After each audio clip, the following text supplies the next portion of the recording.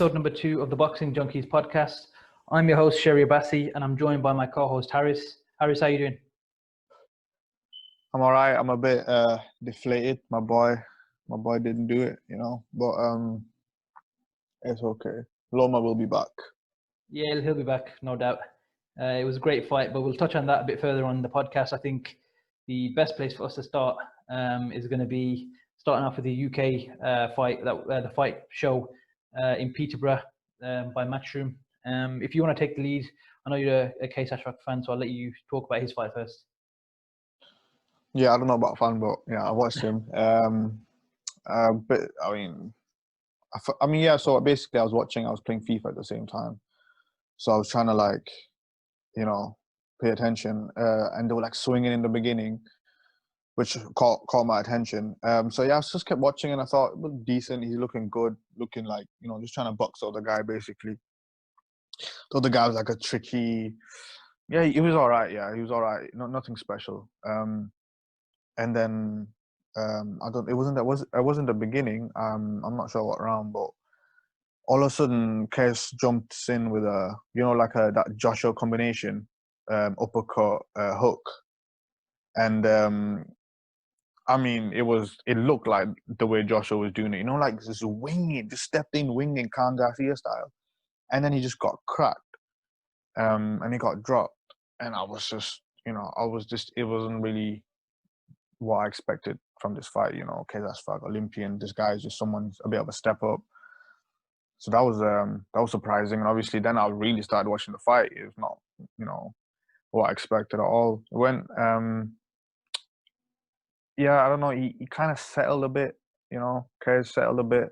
Started just going with the flow instead of rushing combinations, and reminded me a bit of erratic Amir Khan at times, kind of falling in a bit. It wasn't good to watch, but yeah, he settled in, like I said, and he was doing better, and then he just got dropped again. So he made it a close fight, but overall, because he got dropped twice and he lost. So that's for him, as an Olympian coming up, he just signed to Joshua's management. There's a bit of talk about him. He had a pretty decent slot on Sky before the main event, and that's a pretty big loss. So it's going to be interesting. I've not seen no interviews with him since. I'm not sure why, or maybe he's going to do it today or tomorrow, whatever. I'm interested to see what he says, the way he reacts, and I'm interested to see what happens next. But yeah, kind of a surprising loss, obviously. But let's see what he does next. Yeah, fair assessment. I caught literally the last round, I think, and a lot of the commentary was talking about Matty Leach, the guy he faced, saying he's a part-time boxer. So if he goes full-time, he's got potential. I've seen a lot of tweets about him as well. So fair play to him, and hopefully Case Ashrak can bounce back. But I think the main talking point from that show is obviously the disgusting decision of the main event, Vazquez versus Ritson. Now, first of all, Ritson, he was a lot better at 135, I believe. He had a bit of a size advantage. He was a bit more productive at that weight class. He's not really, 140 pounder, is he? Talking about Josh Taylor, Regis Prograis, these sort of fighters, they would absolutely annihilate him. That would be a one-round demolition job, yeah? It's ridiculous. You want to get him back. It's a Sky hype machine, that's just a proper Sky hype machine. He's not good enough, let's be honest. I'm not going to... He lost, was it three fights ago? 2 or 3 fights ago. He lost that for the European title. Yeah, Patera, that's it, yeah. Well, says it all, doesn't it? Exactly. So and that's all right. It's just the hype. Why start talking about Josh Taylor and shit like that? That's embarrassing. Again, like you said, it's just Sky trying to hype big fights for their platform, isn't it? Some fighters are British/European level, and that's all they'll ever be. And you know what? There's nothing wrong with that. That is your ceiling. But of course, they want to push it and try and get either on the pay-per-view or another big fight night with a big gate, don't they? That's all it is. But back to the fight. Lewis Ritson showed he's a limited fighter. He's not really got much to his game apart from when someone's standing in front of him. Vazquez had his pro debut against Canelo, which is a bit of trivia for people, and he lost. Oh, was that true? Because I heard Adam Smith say it. Yeah. But he said he's been in with Canelo a few times. What does that mean? No, he was in there with him once. Canelo's second fight and his pro debut, and he lost. Again, That's crazy. That's mad. That's So he mad lost to boxing. So how old was he at the time when he He's fought Canelo? 33. He's 33 now, and Canelo was what, 16 when his debut, 15. Right, so he was only a couple of years older than Canelo. Yeah, he's about 3 years older than Canelo. He lost to a 16-year-old. Yeah, well, he'd have been 19. Not any 16-year-old, innit? Yeah, well, that's a very special fighter on his way to all-time. I bet Canelo was a beast at 16. I bet he was. Yeah, he would have been. He looks like a meat fucker, innit? The ginger. Yeah. So yeah, obviously this guy Vazquez is a former IBF, lightweight champion. For many years. He lost to Mickey Bay in 2014, and after that he's had quite a few losses. He was robbed against O'Hara Davies last year, and he's robbed again now, this time against Ritson. He lost to Josh Taylor back in 2018 or 17, I believe. 10 rounds he went with Josh Taylor, so that's a respectable, time in the ring with Josh Taylor. But again, you know what? Yesterday he fought brilliantly, and he should have got the nod. Absolutely disgusting decision. I saw on Twitter everyone was saying there's no way they can do this to him. Vazquez has clearly won. You can't spin this. Ritson hasn't won. Blah blah blah. And there's a lot of suspicion around his corner, saying they weren't giving him very good advice, and they were acting like he's winning when he very clearly wasn't. Pretty much everyone on Twitter was saying the same thing. There's no way Ritson's won this fight, and if they give it to him, it's one of the worst decisions ever. And then when it happened, there was an explosion on Twitter, and everyone just lost their heads. Again, for years and years we heard you can't go to Germany, you can't go to these sort of countries and try and get a decision. You got to knock your opponent out because you're not going to get a fair shake from the judges. But I'll be honest, for the last 3 or 4 years, I've seen some ridiculous decisions in the UK, if not the same level, maybe even slightly worse, and it's from the same culprits over and over again. Yeah, so it's taken I remember the Anthony Crolla one. Remember that one? Yeah. Was it his last fight? Yeah, it was his last fight. It was his last fight that people said he lost, and then he got the decision. So just to give him a... That was shocking. And did he see what Macklin was saying about it? Yeah. He was like, oh, well, it's Crolla. Like, he's his last fight. Yeah. So again, it's that what whole the thing, fuck does that mean? It's his last fight? They don't... I mean, that's shocking, It's the whole sympathy for the home fighter, isn't it? That's what it is. That's a big deal for someone else. Very big deal for his That's career-changing win for his opponent. You know what I mean? Exactly. Taking away opportunities for guys in the future, which is wrong. But again, boxing's a fucked up sport. As much as we love it, it's a fucked up sport, and it does ruin a lot of people's chances. And it's just shocking that UK is getting to that place now. It's already there. It's been there for a few years now. It's been there for a while now. Yeah. It has been there for a while. If we're being brutally honest, it's really been there for a while. And it's only something needs to change then. It needs to change, but it's not going to change. They've got these old men, running the British Boxing Board of Control, these refs, these same old judges, specifically Terry O'Connor, which we'll come on to in a second, and the decisions he's given over the years. He's never been reprimanded from what we know. And Robert Smith, the absolute clown running the show for the Board of Control, arrogant, absolute smug individual. He had an interview on IFL as well today, which we'll touch on in a second, which obviously you watched as well, so you know what I mean. I just watched it 2 minutes ago. Disrespect he's shown to the fans of the sport, and he's got somewhat up his ass, innit? He's got a big problem. He's got somewhat up his ass. Obviously, like we said in that fight, that decision was disgraceful. Yes, Vazquez is winding down towards the back end of his career, and he's taken quite a few losses now. But that doesn't mean that when he earns a victory, you take it away from him just because you want Ritson to still be able to talk about a pro Gray and a Taylor and a decent run at 140. The reality is he's not very good. Yeah. But I think the crowd affected him a lot. Which crowd? There not being a crowd the way Ritson usually draws, and he's kind of a. Oh yeah. What do you call those fighters who fight with the crowd? Like he's a. He feeds off the atmosphere. He feeds off the atmosphere. He's one of them type of fighters. Of course, and he's got he likes to find spurts. Yeah, he likes to find spurts and kind of have that energy. He feeds off the energy. That's what I was looking for. So it was like a sparring match for him. Honestly, he was just like getting jab, trying to come in with his head, trying to come low with his head and trying to come in, and then restart, step. You know what I mean? It was like proper plodding. But Vazquez, I'm sure you'd agree, he showed the better boxing acumen, didn't he? Yeah, 100%. Combinations, 100%. Movement, everything was on point. He should have won very, very clearly. That other than any argument anyone can make. No argument. No bit of a piss take. Feel for the guy massively. Piss take. Again. You should have seen him when the result happened. He just stood there like. Yeah. All right. I felt so sorry for him. That pissed me off so badly. Obviously, look, we'll never. To give him a rematch. What do I think of a rematch? They should give him a rematch. They should give him a rematch, but realistically, Hearn's not going to risk that now, is he? No, that's true. That's just a dumb once fight. You've seen that now, he's not going to risk it. From a management point of view, that's just a... Yeah. But from an honourable point of view, just from looking at it that way. Yeah. 100%. Or give him a fight against what weight is it? This 140, 140.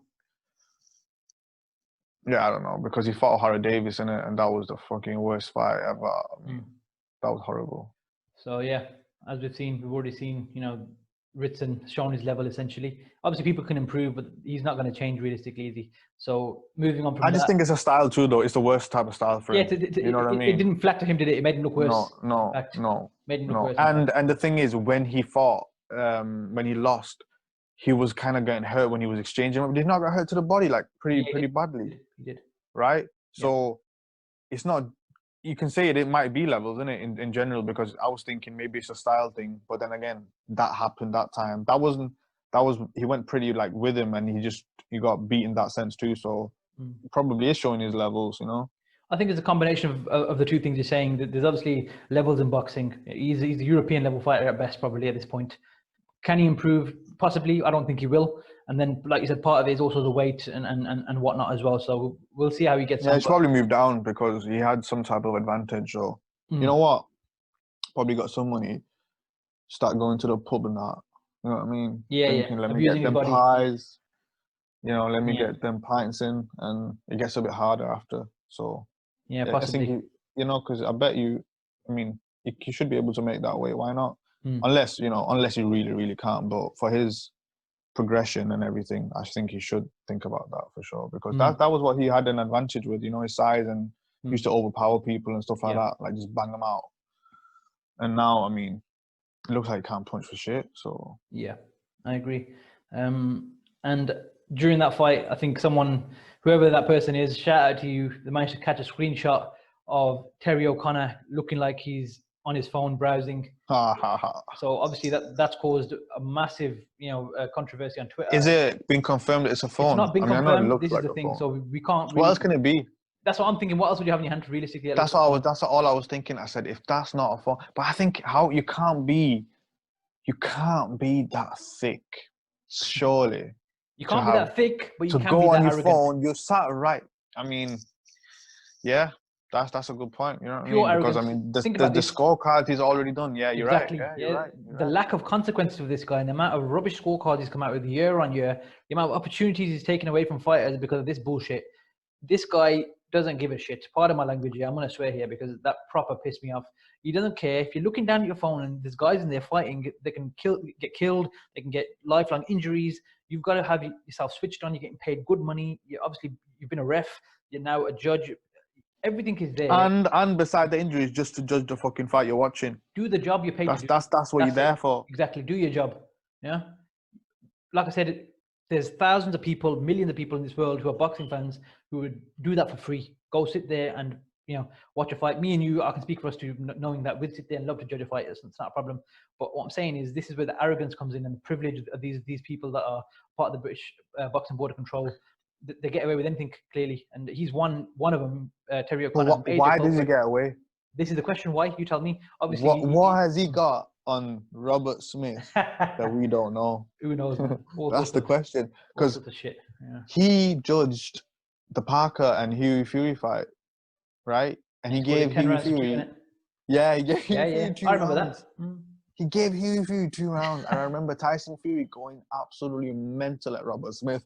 Yeah. And that's when John Fury said that epic line. You political bastards! Bastards. That was sick. You political bastards! I watch that video every day on Instagram.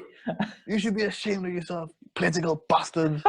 Brilliant. Honestly, epic. Big John. Shout out Big John. But he needs to have a one-on-one with Terry and Robert. Oh wow, he'd take them both, man. He'd take them both. Come on, yeah. He's a G. He needs to be involved in the board. John Fury, man, he is like a fair guy, honestly. Well, you're right. He's a fair guy, but I think he'd be good.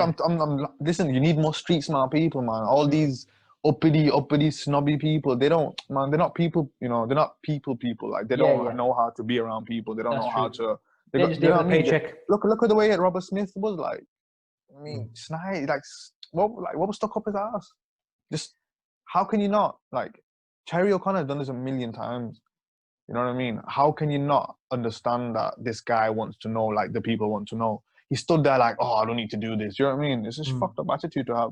Yeah, it's arrogance and it's just entitlement. The way you're talking to the interview, I think Oscar Bevis for IFL TV, the way you're speaking to him, like, you didn't need to give him this interview, so why did you agree to it for? Just fuck off, don't give the interview. But the point is, the way he responded to he gave very good questions. So I'll give a shout out to Oscar Bevis, good questions, and he was trying to gauge from Robert what sort of justification he can give that this is okay, what's happening, and are changes needed. And he kept biting back. Oh, I don't know what you mean. I don't know what you're talking about. We don't need to change this. We don't need to change that. The reality is something's got to give. And as boxing fans, we can call for change. Realistically, it's going to change. Very, very unlikely. All he kept saying was, well, certain people might have an opinion on social media, but he's talking about us. He's talking about the boxing fans. I mean, I understand, yeah, that a lot of people on social media are idiots. That's like a big percentage of them. But there's also people, and he said like, oh, I respect credible people and I respect, but those people are also on Twitter. Like, they're saying the same thing. Yeah. They're saying the same thing. It's not just fans. Fans, okay, it's fickle. Yeah, you can say they go one way or the other way. But there's a lot of people who are credible who are saying the same shit. It wasn't like a two-sided thing. It was a one-sided opinion. It wasn't any doubts. It wasn't like no sides here. Do you know what I mean? We're all saying the same thing, that something's got to give. They've got to have some sort of consequences. They need to be reprimanded. Terry O'Connor needs to be taken off these shows now moving forward. Even people like Eddie Hearn, Tony Bellew, who usually will stick to the script, they said this is wrong. This shouldn't be happening. So Terry O'Connor, something needs to happen. But I don't hold any hope that something will happen, especially when you've got a dickhead like Robert Smith sitting at the board, running the show. He's not gonna. I don't see this guy accepting anything. Like I said, they're all boys. They're all of a similar age, similar background. Make of that what you will, but we know what time it is, so we'll leave that there. I don't want to start getting too wound up and giving him too much airtime, so I think we'll leave that there. I think the best thing for us to do now is really get into the juicy part. So last night we saw the first ever 4-belt undisputed lightweight championship fight between Vasily Lomachenko and Teofimo Lopez. That was an amazing thing to watch, to see, a guy who we so confidently picked, and how most of the boxing world confidently picked to outbox the bigger, younger, stronger fighter. The opposite essentially happened. We actually saw him get outboxed, which we said we didn't imagine ever happening, but we saw that happen. Can you give me a bit of a opinion on what you think happened yesterday? Well, I just see it as a fight of two halves, and what we talked about, and when we were talking about the way we saw the fight going, it was kind of that way. It was going in the beginning. Obviously, you were thinking Loma's gonna wait and see what happens, and Teo's gonna look to really put it on him and target him and trying to really hit him hard early. So that will happen, but I was sat there and I was like, okay, cool, okay, this is normal, and I was like, all right, Loma, like, okay. And Teofimo he did surprise me because he was a bit faster, like with his reflexes was a bit faster, and he was he was fighting like Floyd against Pacquiao at times, really fast and aware all the time, backing up, but with his lead hand out, really always knowing that he needs to keep that gap there. You know what I mean? He was really aware of that at all times, and I was really impressed with that. But the craziest and the strangest thing was like not Lomachenko just waiting, and I know that was because of Lopez. There's no doubts. But when he started too late, and when he started, there was 4 rounds in a row it looked like the fight that I was expecting.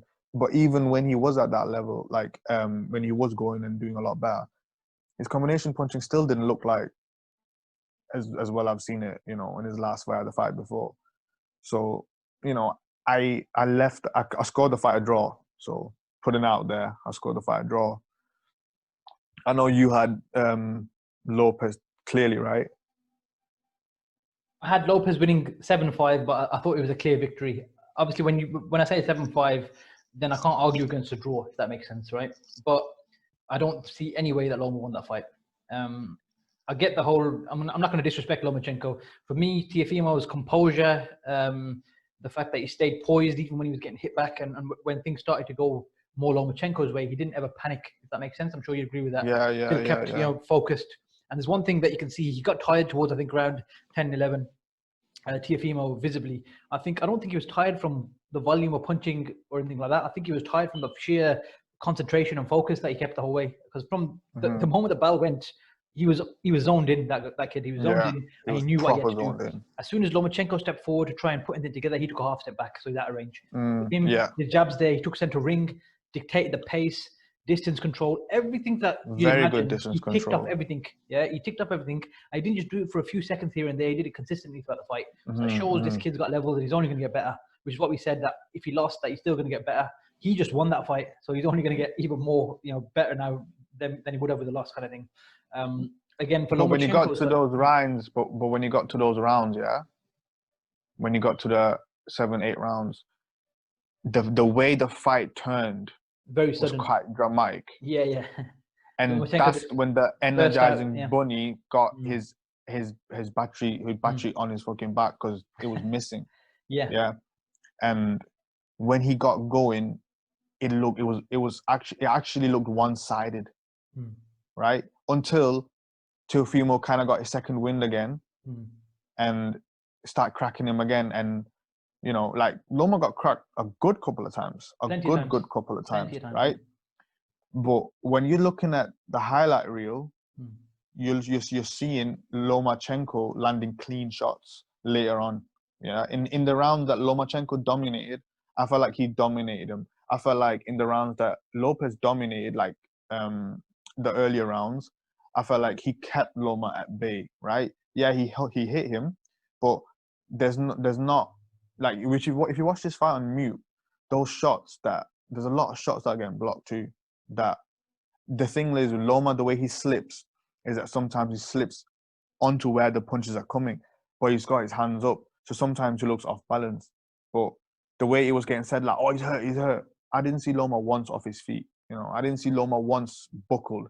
Okay, the 12th round, there was a left uppercut that, mixed with fatigue, definitely was where I've seen Lomachenko most affected, because I seen the way he was punching back, and it's not his usual thing, but it's 12th round, and they were going toe-to-toe.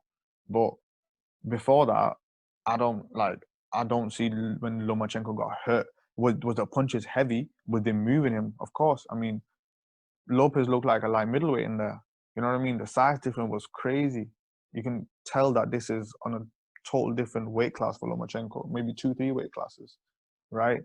But I also think that the fight was a lot closer than, obviously, the scorecards. I mean, what's there to say about that? We're talking about UK. Let's go to America with the fucking scorecards. That was fucking crazy. She's telling me that Julie Lederman scored was it 2 rounds? 119, 109. So how many? What? I mean, like, come on. Yeah. Like, that gave me a bittersweet feeling. And as soon as I heard the cards, I knew that was for Teofimo. Yeah, of course. I knew that was for Teofimo. But that wasn't the fight. Honestly, I feel like it's been saying like he outboxed Lomachenko. Like, yeah, I mean, he kept him at bay. His counter puncher was fucking amazing, But I don't think he fought the best Lomachenko. And aside from how Teofimo kept him at bay and did his thing really, really well, I still feel like, and he said it himself, that it wasn't the best Lomachenko. He said himself that I'm telling you what he said, yeah? He said the 14-month layoff hurt Lomachenko, and he knew that. And you could tell, because even when Lomachenko had options to shoot, and when he did shoot, a lot of those combinations were not as sharp as they usually are. Like, he did not look as sharp as usual. And I want to see a rematch ASAP.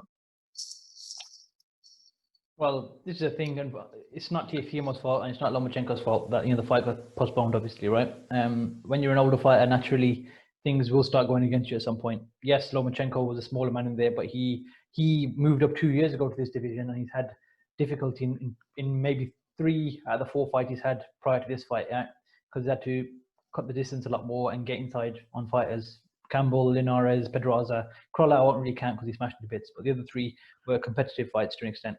And he unified the division. He brought all 3 belts to this fight. So Lomachenko was good enough to beat bigger men up until he came against a guy with Teofimo Lopez intangibles. Like I said, the biggest puncher obviously he's ever faced. Clearly, he's got reflexes. But you say biggest puncher he's ever faced. I mean, he got dropped by Linares, right? Yeah. No, but Teofimo Lopez no, but didn't drop this is the him. thing. That's not the point. But the point with the Linares one, which you know as well, he literally switched off for 1 second and he caught him square. That's true, but right in front he of him. got caught straight. I've paused on the uppercut. He got caught. That was right at the end of round 12, wasn't it? When he got caught the uppercut. That one, but before that, I seen him and I paused it because I really wanted to see if it connected, and it connected. Clean uppercuts, like clean right uppercuts, which should have put other people to sleep. Because Lopez has that power. So you don't think he's the biggest punch he's ever faced? Then? No. It arguably is the biggest punch that he's used, but I'm saying that what the effects on Lomachenko is that I didn't like see him get rocked. Honestly, when I watched with that commentary, effects that Loma's punches. No, there wasn't any point where he wobbled. I agree with you. Yeah, but did you hear the ESPN commentary? Yeah, but I don't really pay too much attention to all the commentary. Because it was just like, Tim Bradley sounds like a little kid. He's a bit too excited, isn't it? Yeah, he's a bit Tim Bradley sounds like a little kid. Dre keeps I love Tim Bradley, but Timmy. Yeah. He's schooling him there and then for everyone. Yeah, Andre Ward was one who's level-headed and being fair. You know what I mean? Timmy was kissing Teofimo's ass a bit too much. Yeah, but that's true. Again, like I said, with me, I'll tell you from my side now. I scored it 115, 113, right? It was a competitive fight. Obviously, Lomachenko is that good that it was still a competitive fight. The only issue is because of everything Teofimo did, it made Loma wary. In the first round, he caught him with a right hook that landed clean, and that hurt him. I'm not saying he wobbled him and he was shaking, but he clearly felt it, and that kind of made him very wary. You tell me how. Same thing like Campbell, innit? Same thing like Campbell kind of shot. It was the same type of shot too, innit? Of course, but Campbell caught him with a number of hooks in the first and second round, which kind of kept him at bay. But with that, at some point, he bit down and he stepped forward. In this fight, he obviously felt the power differential, and Teofimo was clever with his foot placement, the way he's moving in and out of range as well, right? So there's that intangible, again, that Loma couldn't deal with. And he's clearly got a shorter reach, I think 3 or 4 inches shorter as well, which we knew. And let's be honest now, think back to any fights where Lomachenko throws straight punches in the sense that in an orthodox way, just, jab straight right and leave his arms extended. He doesn't get full extension on most punches. Would you agree with that? He's more of a, uppercut hook type on the inside with the combinations, right? You know what I mean? I would say like not in always terms of full extension, is he? Well, I know what you're saying. I know what you're saying, but not wording it properly. But I'm just saying he doesn't make the most of his reach in a lot of his fights. He's always had to jump in. And this fight, he had to get inside on Teofimo and fight with him. When he got inside on him towards the back of the fight, he was fucking him up, and he was landing combinations galore on Teofimo. But up until that point, Teofimo had won every single round. I understand your point that there wasn't much happening and that he kept him at bay. That's fine, but the reality is that's all he needed to do to win the round. Loma did nothing. He just kept moving around. That doesn't mean to say he's a coward or he was scared. He felt the power, he was weary and couldn't really step in, and Teofimo kept his jab out there and he kept stepping in and out of range. So I'll give Teofimo credit for doing that because that's what he needed to do. I'll give you an example. In the first 6 rounds, I gave Loma 1 round and I gave Teofimo 5. Yeah? In the final 6, me too. I gave 8, 9, 10, 11 to Loma. Clear Loma rounds for me. And he stepped it up and he started throwing combinations and he was getting involved, right? And then round 12... He was basically trying to walk through him. Yeah, he was trying to walk through him, yeah? And round 12, crazy. Bit down and he just said, nah, I'm not going to let this happen. Because if he lost that 12th round, it's very arguable it's a draw. For me anyway. I wouldn't have an issue with it. But because of the way he stepped out in that 12th round and he gave it everything, Teofimo did, he won that round very, very clearly for me. And then he started hurting Loma in the last sort of minute, I'd say, started hitting quite a lot. Obviously, Loma was fighting back. I'm not saying he just stood there and took it. He fought back as well. And because Loma opened up, he got caught a lot more as well. So he had to bite down and take the risk. You've got to sometimes sell out in these sort of fights. And Loma was willing to do that in the last round. But it was too little, too late. So for me, Teofimo, was a clear winner. When I say clear winner, I'm not saying he completely whitewashed Lomachenko, but he did beat him clearly, if that makes sense. I don't think there's an argument to say Loma won because he didn't do enough. In the first 6, okay, me and you had this discussion years ago about Canelo and Golovkin. Forget the outcome of the fight and what happened, it's in the past. We spoke about, volume and punch stats, and we agreed that punch stats do not tell the story of a fight. And what I mean by that is, I think you actually schooled me on this because I didn't really know enough. You said punch stats don't mean anything because one guy can land 20 punches in 1 round and then hardly punch for a certain amount of rounds. He finishes with the most punches, but he doesn't win the fight. And yes, I completely understand. But let's be brutally honest and real here. If the punch stats are even correct, which from the looks of it, I can understand that maybe they were. They're saying that Loma only landed 11 punches in the first 6 rounds, yeah? Maybe not. But if he did, that's taking the piss. For a guy of his stature, he should have landed much more than that. Yeah.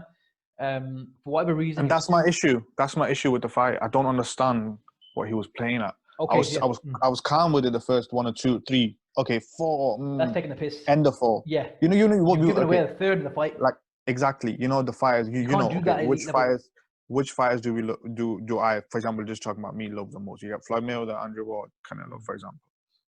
They all do the same shit. Yeah. Calculate, get up, feint, boom, start creating openings and seeing what happens. Start using feints. So I was waiting for that. And then he started using his jab a bit. And I thought, all right, cool. The jab was going. And then he just did nothing. Like even his body movement wasn't as agile and I'm telling you, I honestly think that he wasn't as 100%. And that's just, it doesn't matter who he fought.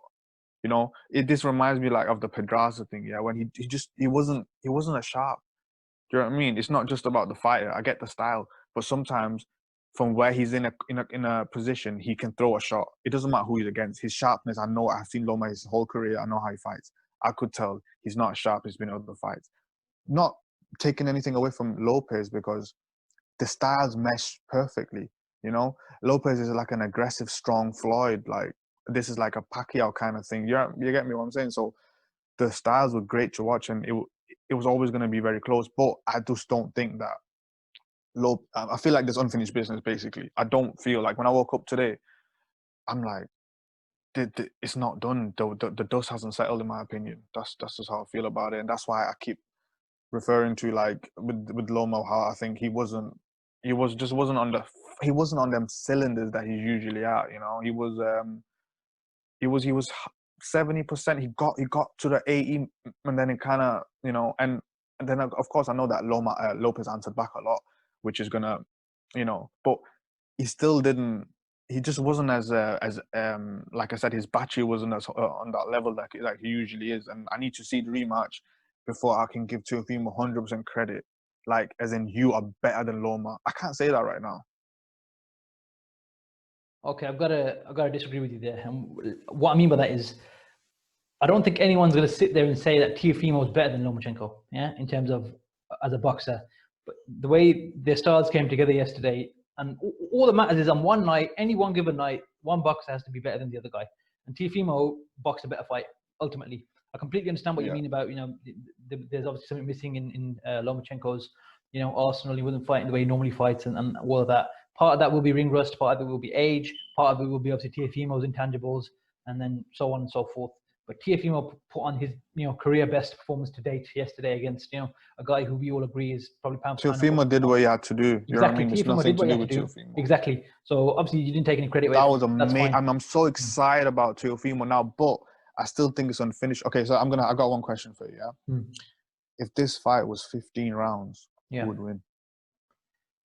I don't know. This is the thing, innit? There we go. If you would have said Teofimo, then all right. Because I told you, I don't think, I'm not saying Teofimo's a better boxer. Yeah, he's not a better boxer overall if you look at skills. I mean, he's arguably a better long range boxer. Yeah, you know, he's a bigger guy. He's got yeah. Of course, 100%. Yeah. But in 15 rounds, how he fights, I can't comment on that because that's not the case, is it? You know what I mean? I get where you're coming from. No, but the way the fight was going, stronger. I get it. The way the fight was going, he's coming on stronger. I understand. Yeah, exactly. So, but I mean, ultimately, not in a rude way. It means fuck all. Teofimo came back in the 12th. Say again. Teofimo came back in the 12th. But yeah. I mean, before that, he was getting hit pretty easily. Yeah, I mean, listen, you know, both guys were there to be hit, like you said in the preview show we did. Both guys will get hit, and they're both going to be there to get hit. However, I feel like Teofimo wasn't really bothered by Lomachenko's punches. That makes sense. Yes, he got hit and obviously he's moving around. But when when Teofimo was hitting Loma to the body, that was bothering him. And bear in mind, the big puncher hitting a smaller guy, of course, it's going to bother him. Yeah. I know we're saying he didn't get hurt, but body shots sometimes it's hard to tell if someone's getting hurt. Yeah, but exactly, it is hard to tell. You know, that's just assuming. Think about how hard he was hitting the body. You heard the thuds when he's hitting. Yeah, of course. But I mean, there was no sign of Loma being more hurt than Teofimo. When we say signs, what we're talking about him going I seen Teofimo's head get snapped back a lot more than I've seen Loma's head get snapped back. Put it in that way. So I've seen clean shots landing on Teofimo and seen how he reacted, and I've seen Loma getting hit very clean and by a lot harder shots. And I didn't see anyone get hurt. I've seen people you can feel it. They could both feel it. Of course. You know, because Lomachenko was walking through his shots. He was walking through his shots. He was just taking and walking through it at times. Like those last 2 rounds, I mean, it was crazy. Yeah, and but I feel like I really want to see a rematch. The thing is, in the last 2 rounds, for him to walk through those punches, he had no other option. He lost so many rounds. Yeah, like I said, because he started too late. Yeah, but again, even if he started too late because of Teofimo. Yeah, but why couldn't Teofimo do anything when he started then? What do you mean? Because it got very one-sided. Mm-hmm. As soon as Loma started, it got very one-sided. Yeah. Do you get what I'm saying? So if Loma couldn't do that in the beginning because of Teofimo, which is true, how could he do it that round and that round and that round? Because he bit down and knew he had to get forward, and he had to get on with it because of urgency. He figured him out too late, basically, and you know. It's a combination. Teofimo did really well in the beginning too. It wasn't like Teofimo didn't do anything in the beginning. You know, that's being unfair. He did really well in the beginning. But I want to say, like, you know, there was parts where Loma was doing a lot and Teofimo was sometimes beating him in those exchanges. And if he does that the whole fight, yeah, cool. Do you get what I'm saying? But I want to see that the whole fight, and that's what I'm expected a lot more from Loma. Teofimo went way over expectation. He overperformed in every way, right? Because we didn't think of him as, you know, he's going to be as slick as he was, as fast and as agile. And, you know, he looked like a classical boxer at times, looked really good. We didn't think that he was going to do that. So he overperformed, obviously, but I feel like Loma underperformed. And that's got something to do with Lopez, but it's got something to do with Loma too, because when Loma was Loma, where was Lopez? Lopez didn't look like Lopez of the first rounds, right? So Loma switched it up, and when he switched it up, it was a very good fight. And a fight that Teofimo could still win. Maybe he'll have more success because he was still landing. And, you know, he's very fast. He was faster than I thought. So I'm just saying, overall, I feel bittersweet. You know, I feel like this unfinished business, and I want to see another fight between these two. And I want Loma to come out and say that tomorrow. I don't feel as strongly as you do about a rematch. Obviously, if there's a rematch, I'm just a Loma fanboy, I think. Of course, not. That's fair. That's fair. But I'm saying, if there is a rematch, of course, 100%, I'll be gassed and I'll watch it. And I'll be happy as a boxing fan. And, you know, whatever happens, happens. What I'm saying is, I don't think there's that much need for a rematch. I think Teofimo won fairly clearly. I think it's time to move on to something new. Loma goes back to 130 and does what he needs to do there. And Teofimo either stays at 135, makes a defense and moves up, or just moves up altogether. He's done what he had to do. He made history. First 4 belt, you know, undisputed champion at 135 in history. Again, no disrespect to Lomachenko. Yes, the whole taking a look at someone, analysing data and starting late, all that business, that was a small part of it for me. More of it goes to Teofimo. I've got to give him a lot more credit than just that and the ring rust. Unfortunately, that's life, Harris. How many boxers have you know, not been the same after being at the ring too long because of unforeseen circumstances? Obviously, pandemic is what it is. It's caused problems for everyone. You know what I mean? Yeah. But again, Lomachenko, we know he's pound for pound one of the best fighters in the world, and he's going to go down as a future Hall of Famer without a doubt. If he's not already there, you know. Teofimo. So who you got in the rematch? If they have a rematch, who you got? If they have a rematch, yeah, I'll go Teofimo again. Right. Yeah, so but you would think that Loma would be better in the next fight. Change. That's what I'm saying. You admitted that. But Teofimo would be better in the next fight as well. He's already shared 12 rounds. Yeah. That's a good point. And I want to see that. But I want to see against the best Loma. But let me tell you something. He shared 12 rounds with him and he ate all his punches, yeah? Loma didn't hurt him. I'm not saying that, we're saying Teofimo Loma ate his punches too. Say again? Loma ate his punches too. No, I know what I'm saying. I'm not saying that Teofimo was smashing him and he couldn't take his punches and he was running away. I'm just saying, but out of the two, if they stand there and start trading, we know what's going to happen. Yeah? Loma's not knocking him out. Can it happen? Yes. Do I think it's going to happen? No. And even Teofimo, do I think he would just flat out knock Lomachenko out? I mean, he was having a decent effect landing on Lopez. Yeah, but he's landing on later on the fight when he's slightly more fatigued, yeah? Fair. Yeah? Yeah. If he did it in the first few rounds, it would have no effect. If he started trading, Teofimo would have caught him. Ring rust. Yeah? Again, all these situations. Whatever, you know, reasons you make. The reality is, Teofimo won. You know what I mean? He won fair and square.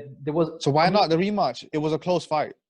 You had it 2 rounds. Yeah, but what I'm saying is, you can have a fight be 7-5 and still not think that it was necessarily close in that sense, yeah? It was competitive. I'm not saying you dominated him. It was competitive, but I don't see the need for the... You said you could understand a draw. Yeah, I said to you I could understand a draw. If I've got a fight 7-5, I'm not going to argue with someone if they say 6-6 because you might... Yeah, so you know, so it was close. No, but I don't think it was a close fight. Like, okay, yeah. So you think it's the same story, basically? Yeah, what I'm saying is I can completely understand Same if someone story for says to me, you, yeah. yeah, if someone says to me that, oh, you know, like, again, let's refer back to Canelo Golovkin, right? The second fight, Canelo came out and fought the opposite to the way he did in the first fight, right? He took it to Golovkin, and they kept saying, again, forget the commentary of the fight, but there's one thing that I watched on HBO stream, and Max Kellerman kept saying, Canelo is winning the story of the fight. The story of the fight. Now, does the story of the fight ultimately, does it matter? No, in terms of scoring a fight, the story doesn't matter. What I mean is, the story was that the smaller guy who moved up a division was supposedly scared of Golovkin and ran the whole first fight, apparently, yeah? This guy is now stepping to you, taking all your shots and hitting you back and landing clean on you, yeah? Now, a lot of people online felt like, oh, Golovkin 175 or Canelo 175, or it could have been a draw even, yeah? So my thing to say to you is that this fight, online, a lot of people had Teofimo winning 8-4, they had it 7-5, 6-6. Some people, a very small minority, had Lomachenko, but it's very, very small, yeah? Now, my thing is, the story of this fight was Teofimo, yeah? Teofimo taking to Lomachenko and outboxing the master boxer. Yes, it was still a fight, essentially, of two halves, in the sense that Teofimo's stronger half was the first half, and then Lomachenko came on strong in the second half. But for me, it was only really a second, third. There was a 4-round spurt for Lomachenko where he really turned it up. And then round 12, Teofimo came back and asserted, put the exclamation point on the victory. Again, story of the fight was Teofimo taking to Loma and outboxing him, outmaneuvering him and whatnot, yeah? Being the bigger, stronger guy and using all his intangibles. I wouldn't say he particularly got physical with him. There was, in the clinches, he didn't throw him around. The referee got straight involved and broke it up, so there wasn't any of that going on. I thought Loma was more physical in the clinches. That's what I'm saying. In the clinches, Loma, started throwing 2 or 3 punches with hooks, in the clinch, and he kept complaining about the headbutt, digging his head in and stuff. Yeah, Loma was doing. Yeah, but the first time it happened, right? So Loma is going for a straight left to the body, and he's coming up with that right hook around. So he's that's his shot, the right hook, but he's setting up with a straight left to the body. And Teofimo's going for his own left hook, right? So imagine that. Can you try to see where his head's at? So when you go for the left hook and you miss it, he's dragging Loma's head onto his own head, basically. So, I mean, come on, that's not a headbutt, is it? That's just the way that the body goes. Like, well, I don't know what the word's right for it, but that's I'm not necessarily saying Lomachenko headbutted him. I'm saying he's sticking. No, but that's what I just listened to the post fight today, and Teofimo was saying that he had complained to the ref, and it was like a big thing how they were talking about the headbutts. Yeah, there's 2 occasions. The second one, yeah. The second That's one, unfortunate. okay, the second one was a clash of heads. It wasn't a headbutt. But I'm saying he was complaining at this one, saying that, oh, look, and I was like, come on, man, like, that's not. No, but again, we know that we know what the situation is as boxing fans who watch fights. You know what I mean? There wasn't any intentional, whack, full blast headbutt. There was a point where Lomachenko stuck his head in a few times in the clinch, and that's if he's dirty, you can get away with it safe. No problem if you get away with it. What I'm saying is because I mean, go on. No, you go on. Go on. Sorry, thanks. I mean, the same that Lopez was, forearming him when he was trying to come into. I mean, that's a push, innit? I'm not saying that is as dirty, but I'm just saying, I just personally didn't like how Teofimo was talking about it at the post fight, trying to call Loma dirty. Because I don't necessarily agree with that. You did some fucking elbow shit too back at him. I mean, it's fair game, innit? Yeah, but you get away with what you get away with, innit? You know what I mean? It's what it is. Yeah. I just didn't like Teo saying that. I just thought it was a bit unnecessary. Like. All right, fair enough. Lomachenko, though, again, as soon as the decision was announced, left the ring. And I think he was disrespected by the scorecard. Because the score, was it 117, 117, 119, 109, something like that? I don't know, but that one scorecard was crazy. Yeah. Well, the other two, like I said, I had to fight a draw, but okay, whatever. But that was crazy. That was insane. She needs to be investigated too and looked into. She ain't investigated, man. She ain't getting investigated. I ain't gonna say her name. Got her that job, I'm not gonna give her the airtime. You know what I mean? But her daddy got her that job. Yeah. Turning in his grave. Yeah. So, like I said, for me, that it wasn't a fight. It was a boxing match, right? There were certain rounds where they started fighting, but it was actually a proper high IQ boxing match. And Teofimo obviously turned up and he's shown that, the star is born in this fight. You know what I mean? He's going to do big things, I think, moving forward. And hopefully he's going to fight the best. I don't see him as a guy who, if he fights Lomachenko in his 16th fight, he's going to start, just fighting bombs. Of course, then have to introduce him to 140 and whatnot, and then move forward potentially. I think you should stay at 135. Why would you go to 140? Well, they've been saying for a while that he's struggling at the weight, innit? And this was the one fight they were holding out for. Hopefully he does stay at 135. I think there's a lot better options. Ryan Garcia, Javante, Devin Haney, all the fights are there. You know what I mean? Yeah, but you know what? By the time they fight, they're probably going to be a 140 anyway. Yeah, 140, 147, and that's it. So I'm probably, yeah, you know what? I mean, it's hard to say because of course, we want to see all these fights, but we don't want to see him tomorrow. We don't want to see him straight away. I mean, let's just be honest. You don't want to see all the fights tomorrow. not back to back. Do you know what I mean? You want to see storylines. Yeah. I'm Teofimo. Okay, what's going to happen next? He took a big jump. I see Devin Haney needs to develop a bit more. I want to see these people at their best. Do you know what I mean? Like Ryan Garcia. We haven't got any idea if Ryan Garcia is just a waste man or not. We're going to see. We don't have a clue. Luke Campbell is a very big step up. Yeah, that's a very big step up. We'll find out how good he really is. Yeah, you know what I mean. But hot division. I mean, what's going to happen to what's Loma going to do next if not the rematch? I don't think there'll be a rematch personally. I don't think I'm not saying Loma's a duck in it, but I don't think he'll want it. I don't think he'll see the point, and he'll be advised to go elsewhere. Think about it. Let's be honest now. Bob Arum is one of the most crafty promoters out there. Yeah? How many times has he done the cash cow? Not done him dirty, but how many times has he wanted a young lion to beat his older like Crawford, Pacquiao? Yeah, Crawford, Pacquiao, and Pacquiao didn't want it. So De La Hoya, De La Hoya, Pacquiao. So again, all these things, you know what I mean? They all they add up, and this follows that formula. That doesn't mean that Loma's finished because he's not. He'll go back down and win a world title very easily. You know, he can go back to 130. I don't know. Listen, we're talking about a person who is competitive at a different level. Okay, and if I'm Loma, I need to run that back, and he needs to come out and say that. And if he doesn't, then I don't rate it, to be honest. I'm not saying that that's what's going to happen, but that's what he needs to come out and say. As in, from his point of view, yeah. Like, as a fan, I want my fighter to run that back. That was a close fight, yeah. And like he said afterwards, he said, I thought he won the fight. I thought it was a close fight. I need to go home and watch it.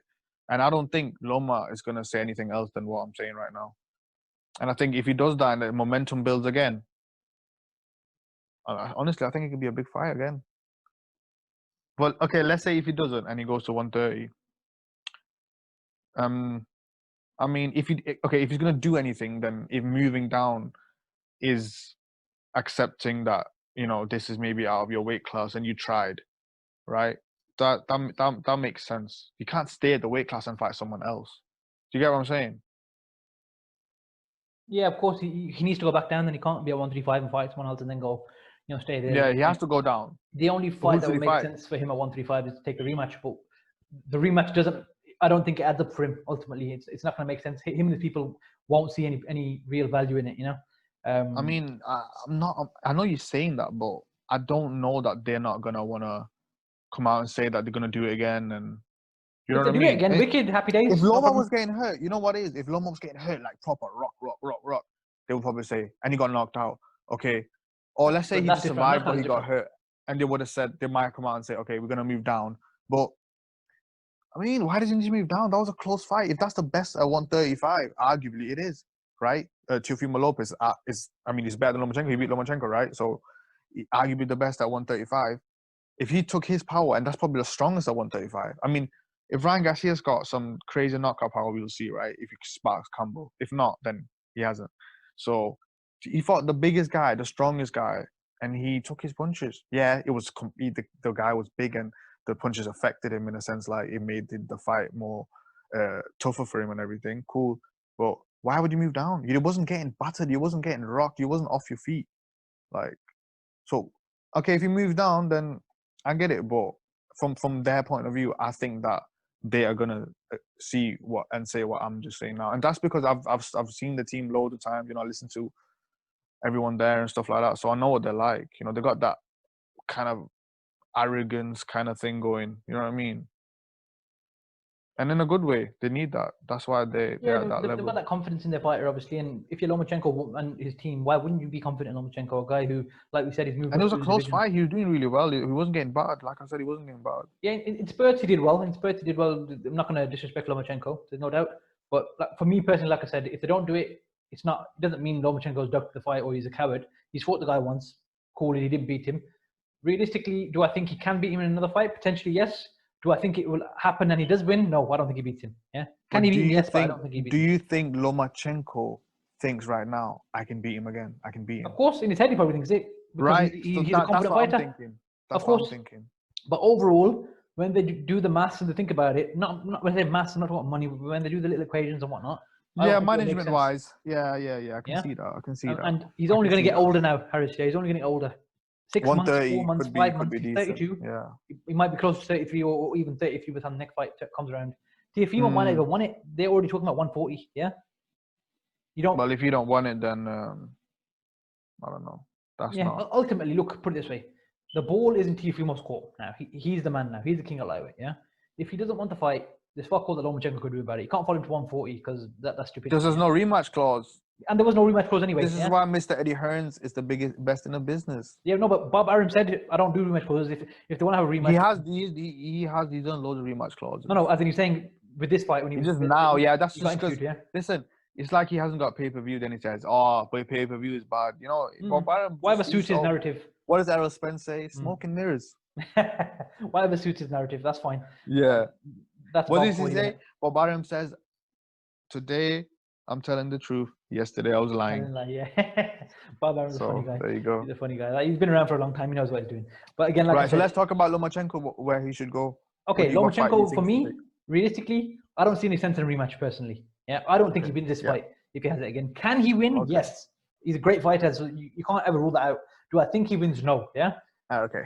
So, for me, you go back down to 130, which even then, that isn't probably his natural weight class. Obviously, as you get older, it's harder to lose the weight. I think 130 probably fit well now. He's probably the best suited. Because he has bulked up a bit. Yeah, exactly. So right now, 130 probably best for him. Go back down, rebuild. Whether it's straight into a world title fight, Lomachenko's that kind of guy. He can go straight into a world title fight, yeah? Gervonta Davis. Okay, Gervonta Davis fight further down the line, if it does happen, I think that's a big problem for him. I can see that too. I think after yesterday, okay, Gervonta fight's different to Teofimo. What I'm saying is, after seeing a guy do what he did yesterday now, Gervonta's going to take a lot of confidence now. Yeah? And with him and Lomachenko fight, Gervonta's going to be a lot bigger than him. That would be a sick fight. It'd be a good fight, but I think Lomachenko loses that fight now. I don't know what the size difference. How tall is Gervonta? He's not quite tall. I'm about the thickness. I'm about the thickness of the guy. Yeah, but he's quite a thick guy himself. Nah, I don't think. Gervonta's a big. Yeah, well, we'll see. He's fighting at 130 against Santa Cruz, right? Yeah. We'll see how he looks there. Okay. That's at the end of the month as well. That'd be a good fight. He's going to smash Santa Cruz. Santa Cruz might have a few good moments, but he's too big. But for Loma, so who you got again for Loma? It's besides Davis. So we've got Gervonta Davis. You got Miguel Berchelt. I think Oscar Valdez. Who's Berchelt fighting? He's Berchelt not fighting? He's fighting Valdez. He's fighting Valdez. Yeah. For the WBC. Yeah, you know what? That's a good fight. You know what? That is perfect for him because he just fought someone slick who's a good counter puncher. I think he just needs to chill the fuck out and fight someone else for a bit. And Berchelt or Valdez, those are the type of fighters that he would look great against. Do you know what I mean? He needs to fight those kind of guys. So take a little break and wait for them to fight. And then I think that's a good plan, actually. Yeah, so 130 makes sense for him. There's no disrespect, nothing wrong with that whatsoever. Look at Rigondeaux. Rigondeaux jumped up 2 weight classes to fight him. Couldn't handle him, yeah? Even if they were the same size, he probably wouldn't handle him, yeah? It would have been... I was never excited for that fight anyway. Yeah, of course. I just thought, what is this? He's got a low volume style in Rigondeaux. Yeah? No. If they were the same size, I would have been excited for it. It's just the size. It was just too much, man. So again, Lomachenko, exciting fighter. He gave it a go. He wasn't good enough on the night, and I don't think he beats this guy. I think Teofimo's only going to get better now, Right. He's got the tools to do it. I don't think he does it. What's next for Teofimo? Teofimo, they're saying 140. They're saying 140. Let's see 140. Yeah. So 140. Who's at 140? Well, we got Ramirez, Josh Taylor. Yeah. Victor Postal. Victor Postal. You know what? Victor Postal might be his first fight at 140. But you know what? The way he looked against Nakatani, who's like a tall kind of like. Yeah. Probably worse than Postal. I mean, a lot worse than Postal, to be honest. I don't know. I've not seen Nakatani with anyone else, but Postal still got it, as we've seen. Who did Postal fight recently? What's it? Ramirez? Yeah. Ramirez, yeah. A lot of people felt like he did very well. Yeah, exactly. You got Ivan Baranchyk, Jose Zepeda, Cairo Relic. You know what? Zepeda, man. That's what Top Rank's going to do, isn't it? Yeah. Then give him that big fight. Yeah. That's what that would be an eliminator for the world title. Yeah, but he would be mandatory anyway. He'd jump up anyway, exactly. Yeah. Because he's a WBO now, isn't it? When you vacate that and move up, you're automatically number 1. Yeah.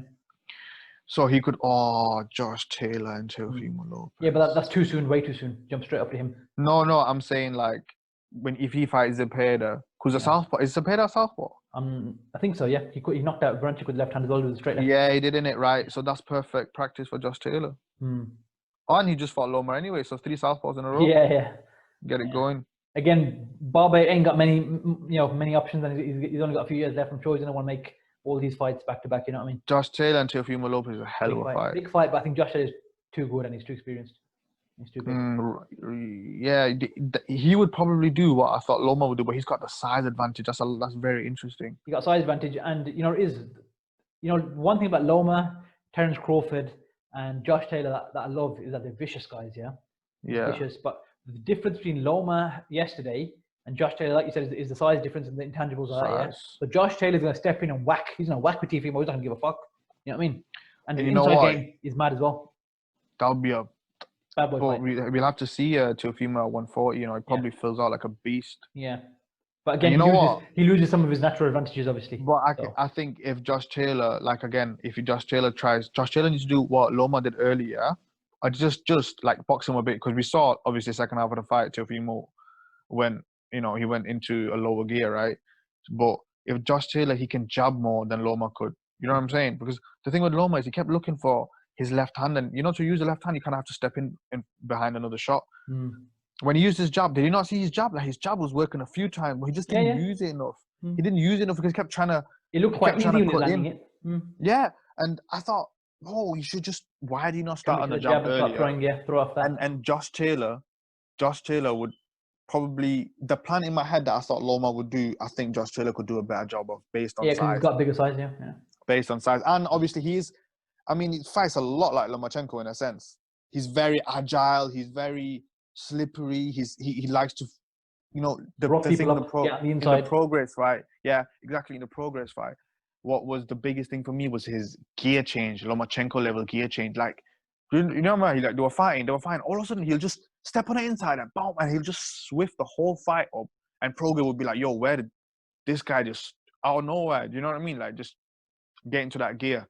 So, wow. Teofimo Lopez, Josh Taylor, fucking hell. For the undisputed. So, Teofimo can be undisputed in 2 ways.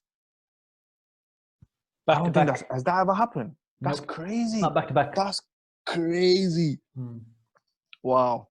Getting excited now. Yeah.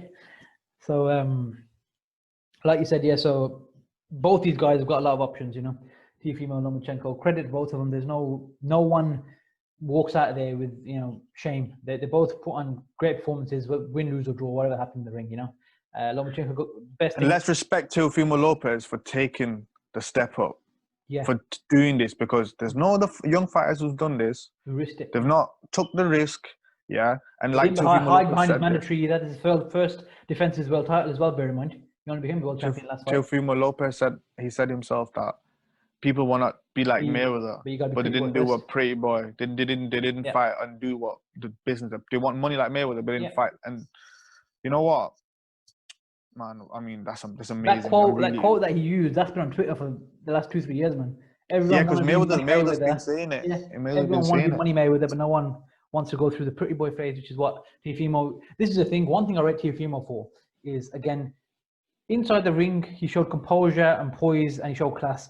And outside the ring afterwards, he showed the same thing as well. That's what you call a champion, in and outside the ring.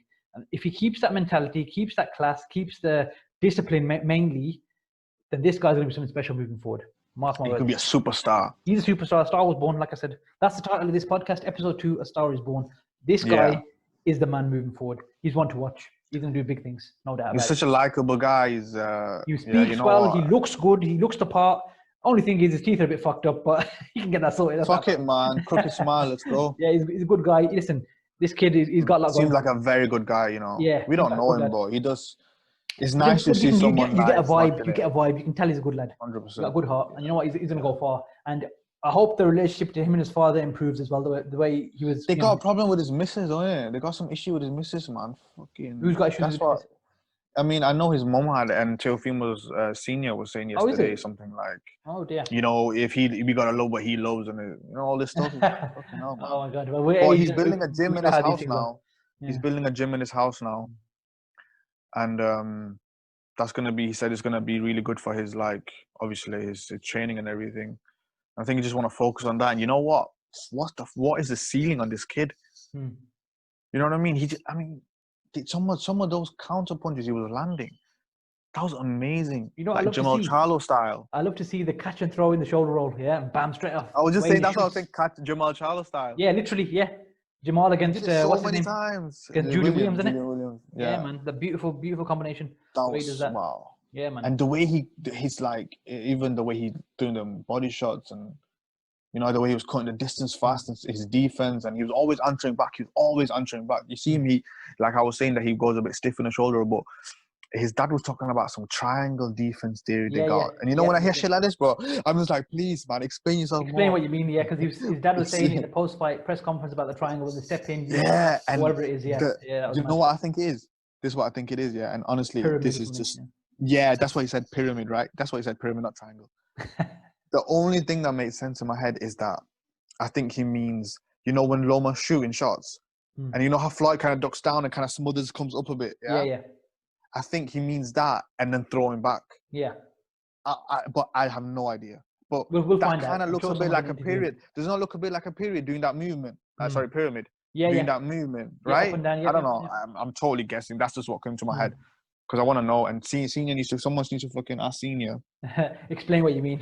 Or we need to call him. Secrets, man. He's not going to put. We need to call him. Get on this fucking podcast. Get him on the podcast one day. You know, you have a laugh, man. You know what I was thinking guy, Senior, mad head. Earlier, I was thinking, yeah. I was watching that post-fight when he was talking Teofimo Senior, yeah. Obviously, he's a bit of a geezer. You can tell he's a bit of a gangster type, yeah. Yeah. He reminded me of Angel Garcia, yeah. Angel Garcia. And then when I thought of Angel Garcia, I thought of Ruben Guerrero. I thought, get these three fuckers in a room. Oh my God, get those. He learned that shit from his dad. Yeah, woman beater. Yeah. Yeah, he's just sick. Ruben Guerrero, mad guy. There's so many dads. They're all dads. And these Latino Haney. dads, they've all trained the kids. What about Bill Haney?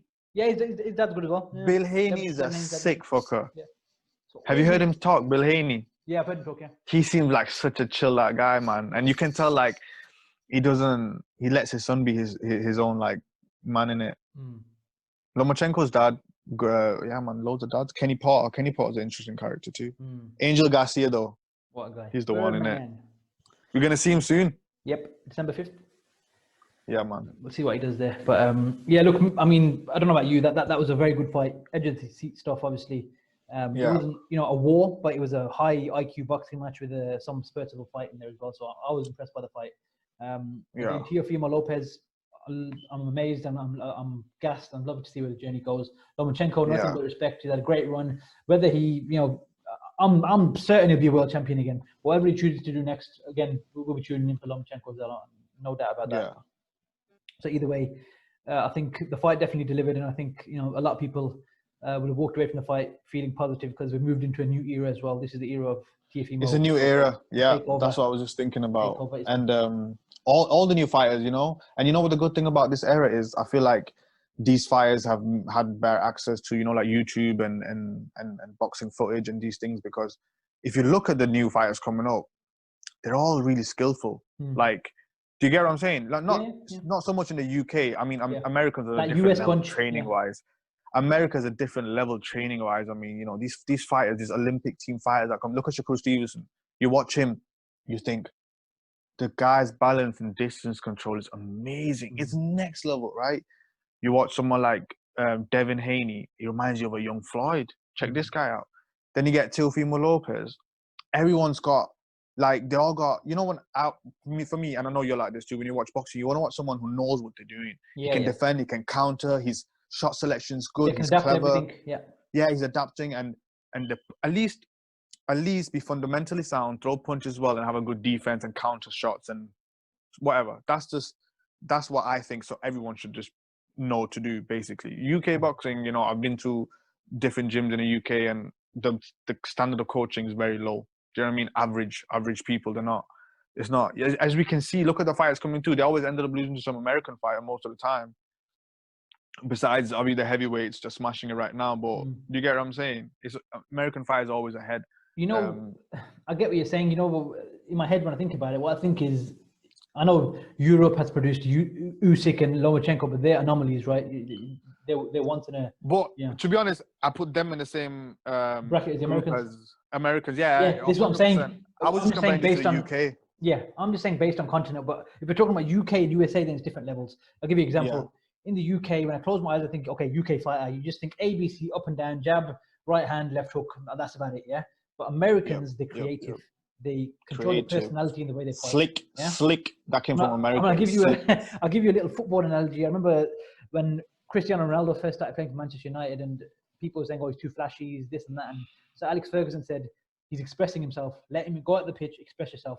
And I feel like the American fighters, these young lads, they go out and they impose and they got swag in it. They got swag. So that's what I mean by the Cristiano Ronaldo thing. Whereas these UK fighters are getting taught by their coaches: jab, right hand, left hook, step to the side or step away. It's always like 1, 2, hands up, simple. Hands up, 1, 2, toe jab. You know, this that's the difference. Whereas you're not really developing someone's brain if you're just telling him every move and you're not telling him. It reminds you of the Kaiserslautern thing. You know, look at what's in front of you, and look, it's easier said than done, of course. You know, there is pressure, there is anxious feelings. You're in a fight. You know, Sky Sports, I get it, but at the end of the day, watch boxing, study boxing, see what the best do, and go from there. Right? You see the best. You don't see Floyd Mayweather jumping in with a right uppercut, left hook, steps in. You see, you can't do that, and that's how you got knocked the fuck out. Do you get what I'm saying? So learn from the best and learn from the not the worst, but people's mistakes. Do you get what I'm saying? And like I said, America, they're on a different level. I mean, now obviously we got the Eastern Europeans who are, I mean, Loma lost to an America, did it? But you could say before that, taking over they were the new America. You know what I mean? America's coming back now, though. Yep. Yeah. So. But we had like Kovalev, Beterbiev, Gvozdyk, Usyk, Loma, Golovkin. Golovkin. He's Asian, More Asian. I mean, but it's the same kind of Soviet. The same group, same group. Yeah.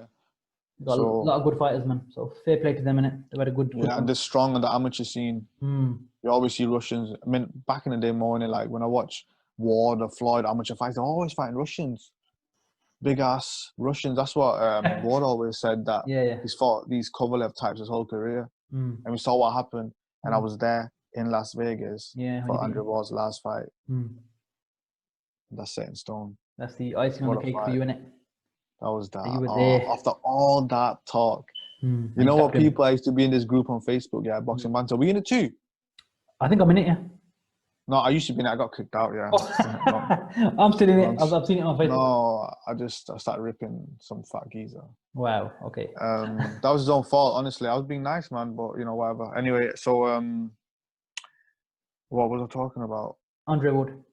Yeah. So they were all saying that Andre Ward's never going to get in the ring with Kovalev and it's never going to happen. And, you know, like legit, like, we'll believe it when he's walking in. Like, people were like really believing that Andre Ward was scared of Kovalev. You know how people get into the hype of fighters? Same thing with Canelo Golovkin. And I always said, I said, if Canelo moves to 160 and doesn't fight Golovkin, you can tell me he's ducking him. He's not fought in the division. How can you tell me he's ducking him? I get the WBC situation. I get all that. But he's not 160. He's not fought at 160. So why are you forcing a guy to move up? That was my opinion of it, right? I want to see the fight, but at the same time, Canelo's like, what? I'm not going to... You know how he is, bro. Canelo's a stubborn guy, man. He's not going to let... his own career. When WBC says some shit to him, he was like, fuck you. Vacate the title. Exactly. And then people thought, it's because he's scared of Golovkin. Come on, man. People talk too much in reactionary. We got too many reactionary people these days. Wait, step back, look at what's going on, and then see the situation. But anyway, American fighters coming through, you know, like, it's very exciting. So exciting times. And like I said, the king at the minute and the guy to take this hero forward now is Lopez, because he stepped up. And he's going to take them all on, like you said. I Absolutely. 100% believe that. I believe that. Know that. And he said that. He said, I'm the one to start it, and we're going to bring back. And he said it about all his peers, so we're gonna bring back this next era of boxing is going to be different. And you know what? Let's see, bro, because you're a man of your word now. Like, you know, when you say shit before, he's like, all right, well, fucking hell, let's see. But I'm a Lopez fan now, but I'm still not happy, and I want to see a rematch. But so, and I think we've pretty much wrapped up the Lomachenko Lopez thing. So, but something that happened during the show, there was an official announcement for November the 14th in the MGM Grand, the bubble at the MGM Grand. Oh, the MGM? Yeah, will be Crawford versus Brook in the MGM Grand, November the 14th. Same where they are now, basically. Essentially, they've had that for November 14th. Yeah, so it's a month away. That's crazy. Yeah, so it's not far at all. The thing with this is, whether we're talking about the fight or how the deal came together, apparently it's nothing to do with Matchroom. Eddie Hearn had to put it together, so we're gonna have to find. Why is everyone talking about that though? Why is no one talking about it? No, I mean I get it. TV based. Yeah. Yeah. TV based. It's an interesting argument, but you know how everyone's saying, "Oh, he's done it without Eddie Hearn." It's like, who cares anyway? Yeah, but they're on fight by fight basis anyway, so it doesn't mean anything anyway. Yeah, it's just I just don't care. Like Kell Brook, if he's a young talent, like if it's Teofimo and his issue with Top Rank, I'm interested in that because I'll think, ooh, what he could fight the Zone and Devin Haney and whatever. That's what I'll think. Kell Brook, it doesn't matter. It doesn't matter. Like, why is everyone? You know what I mean? I get in being and listen. You know, we're boxing nuts. Yeah, we like being interested in these little intricate fucking aspects of every little detail, like the Wilder, Joshua. Remember that? I mean, we love to listen to every little thing, but I don't give a fuck if Kell Brook is with Eddie Hearn or fight by fight or whatever. I just read about it a lot this week, and it's like, who cares? Or it's like with Dominic Ingle or not. I mean, I guess that's the Dominic Ingle ones. That's interesting. A more interesting one, definitely. Definitely, because this is a guy in the fight. You know, this is like, yeah. This is the guy that in your two biggest fights, you tried to save your ass. You know what I mean? When you were getting battered. So that's a big thing. So who's he training with? That's the thing that I don't know, because he was training with. I don't know if he's training with that John Fuchs. I'm not sure if he's training with him. Because he split up with him and then came back to Ingle and now he's gone back again. So I don't know. We'll see. But I don't know if it was like a major issue thing. Yeah, who knows, man. Again, I did listen to his interview and he talked about it, but I don't remember it. Who, Dominic Ingle? No, I've listened to that too, but I remember when John Fuchs wasn't working with Kell, I remember he said something. But, you know, I was just nosy in hearing like what happened really, I don't think it was a big issue, so probably work with him again. They only worked for that one fight, which was a shocker, innit, when he was he performed badly anyway. Well, we'll see what happens with that, and we'll see what happens. But I mean, with the Brook fight, with the Crawford. This is the first time in 3.5 years he's going back down to welterweight. So that's going to be a big talking point since the Spence fight. So 3.5 years ago, right? So first of all, there's that. Yeah. Secondly, he's getting in there with the Terence Crawford, who, if he isn't already in his prime, I think he is in his prime. Or he's been there for a while. You know, he's again a vicious. He's 32 now. Yeah, but I mean, in the sense that he's not going to probably get any better than this now.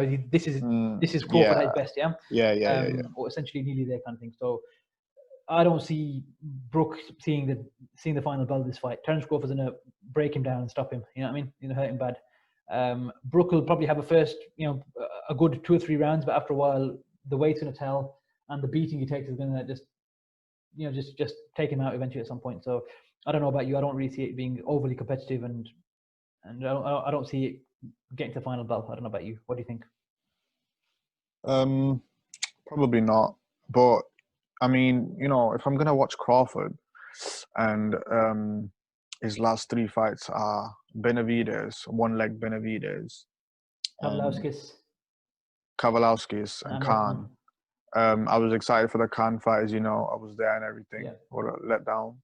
But I mean, you know, Brook is a more interesting fight than all those fights. Yeah. Right. Bigger guy. I think the 147 thing.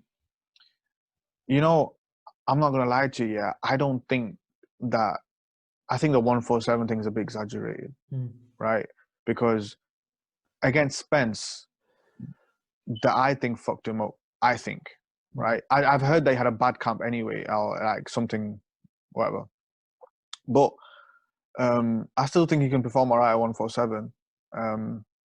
But obviously we'll see. I'm just saying in the Spence fight, it's hard to tell because what if the eye thing didn't happen and he got broken down, like he was getting anyway, right? But the eye thing played a big part of that. Yeah, but I think with sorry to cut you off. The Spence fight, the point you made about obviously the eye thing, right? Bear in mind that the Spence fight took place 9 months after the Golovkin fight, so he's already close to 160, then having to come back down as well. That played a factor. Oh yeah. Broken eye socket from that fight, then breaking another eye socket in the next fight.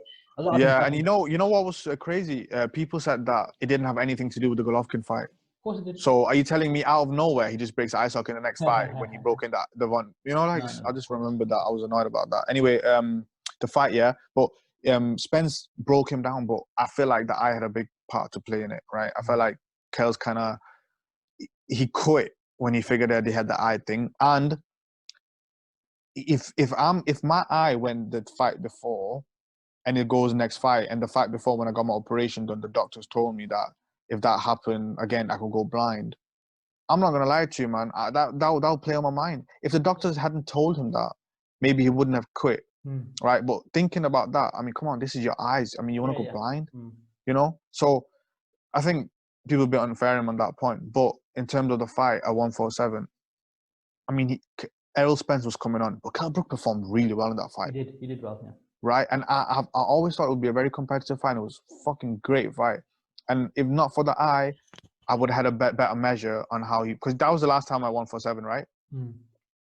It was, right? Was his last fight at 147? 3.5 years so ago, it's hard to talk about that fight and his performance without looking at the eye. So let's just say the eye thing didn't happen and he got broken down and the way he got knocked down kind of... It was accumulation of shots. Let's say that happened. Cool. I've seen what his durability is at 147. I know exactly what he is and I would have a better assessment. I just feel like the eye thing is playing on my mind. I'm thinking, was it because of the eye thing too? Do you know what I mean? Yeah. So let's just say that he performs like he did against Spence and that was him at his best and this is his best. This is going to be that performance without getting injured. I mean, Crawford got dropped by Kowalowski's, right? He got hurt. Whether he did get dropped, down, but they didn't count it the knockdown, but he did get knocked down. And he got, I mean, Brook's a fucking good fighter. Let's be honest. Yeah. Brook's a better fighter and Khan was at some point doing all right. So was Benavidez. I mean, this is an interesting fight. It's an interesting fight for me because I like watching good fighters fight. I like watching people who are balanced. I like watching people who counter well. I like people who set up shots, crisp punches, good perfectly the way they throw their punches, punch ratchet, all that shit. I mean, most fight who are really boxing fans do, right? Who knows what they're watching. I think it's going to be an interesting fight. I don't know, like, obviously, it's going to be one winner, but I'm probably going to stay up for this. I wasn't going to be about fucking Kowalowski's. So I'm more excited about this fight than I've been at Crawford's last, I mean, besides the Khan fight, because I thought Khan could perform like he had done, like I said, against the Alexander and the Collazo fights. That was what I was kind of going off. But Benavidez I wasn't excited about, and Kowalowski was not excited about. So, who did fight before the Benavidez? Was it Jeff Horn? Yeah, to win the title. There you go. So this is more exciting than all them fighters. Yeah. In terms of as a technically astute boxer, Kell Brook is not going to go in there if he doesn't feel well. Because he's not getting the big money anyway. Okay? So, obviously, I need to listen to Brook talk and I need to know. Because his 2 losses have come from fucking injuries. I mean... Well, he would have lost the fight anyway, the way they were going. That is true. Of course, he would have got smashed by Golovkin. That's the dumbest thing he's ever done in his life. You know, I don't know what he was thinking. He's a fighter. Someone should have spoke to him, and that should never have happened, right? That was a shame.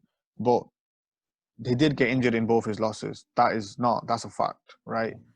And that's a shame because I feel like he must think, did I lose those fights or like did I?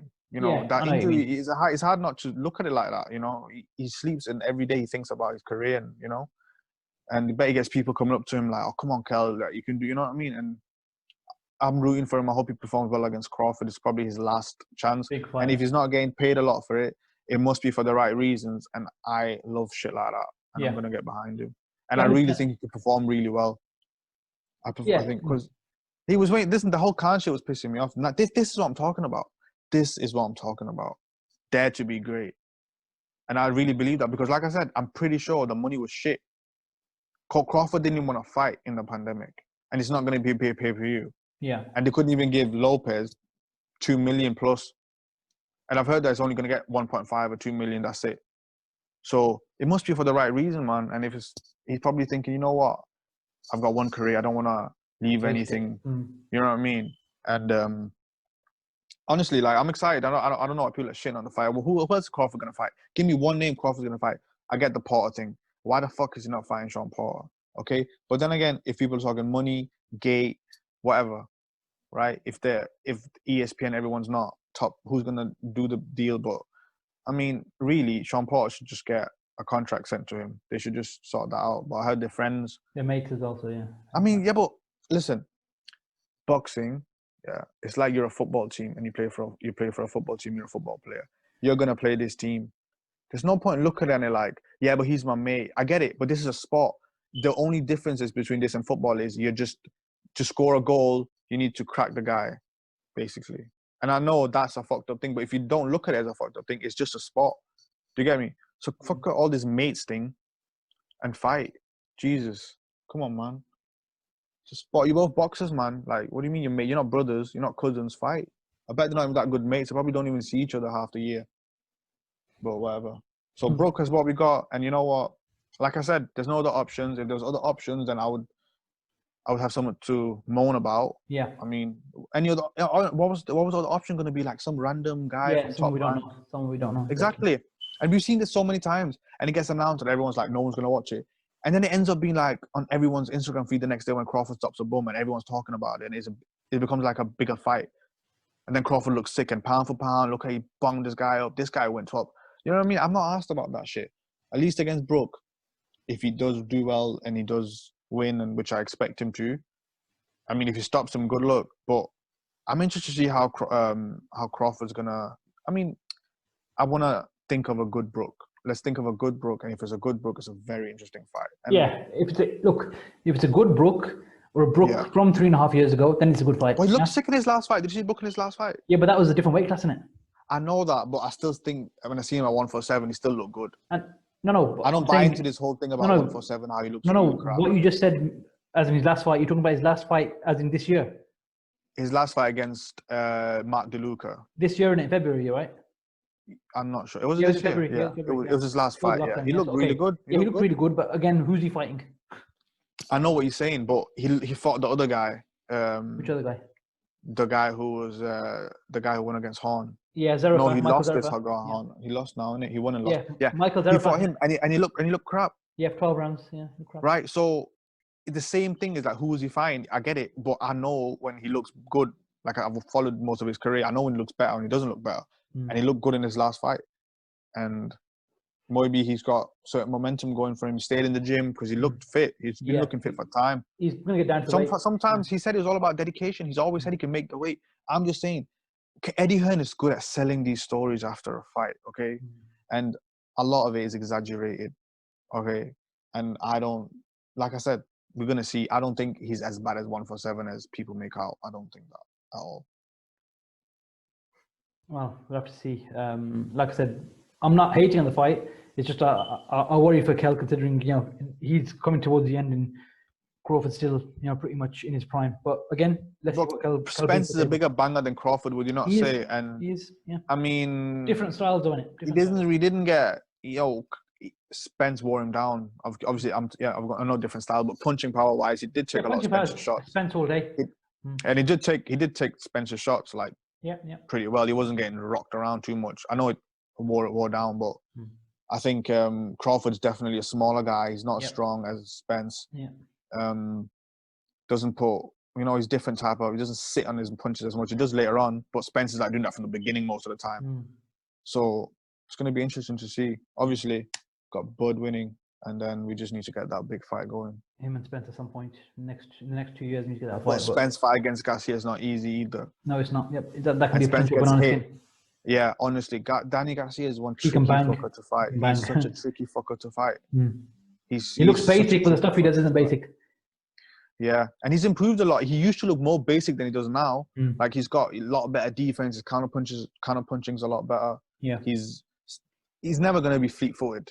People was kind of harsh on his footwork, but I feel like his upper body movement got a lot better. And watch the Thurman fight. He's making Thurman miss for fun, countering well and everything. So, and we're going to see how Spencer after the car accident. Is he fine? Is he not? I think he'll be all right. We'll see on December 5th with that one. We'll see. Because Danny Garcia is definitely going to test him. Yeah. Okay, so what I suggest is we leave it there for today. I think midweek show next week, we can obviously touch on the other topics that we want to talk about, because this is quite a long edition today. It'll be interesting if Loma comes out and says something. Hopefully we can talk about that. There'll be some talking points between now and then. Fingers crossed we'll try and get that done midweek next week for the viewers and listeners. I think, but the way to close this one would be, again, shout out to Lomachenko and Teofimo for the amazing fight they put on yesterday. Big up. And probably the best quote to close. Throwback fighters. Yeah, absolutely. The best way to end the podcast probably to say, for Lomachenko, the king is dead, and for Teofimo Lopez, so, thank you for tuning in to everyone who listens to the podcast, and we'll catch you next week. Thank you to everyone who has listened to the podcast, whether it's on YouTube, Spotify, or Apple Music. Any constructive criticism will be appreciated in the comment section. Or if you would like to ask any questions or give us any topics you want us to talk about on next week's edition, when we review Lopez versus Lomachenko and discuss next week's news, then please email us at theboxingjunkiespodcast@gmail.com. Once again, the Boxing Junkies Podcast, for the fans, by the fans.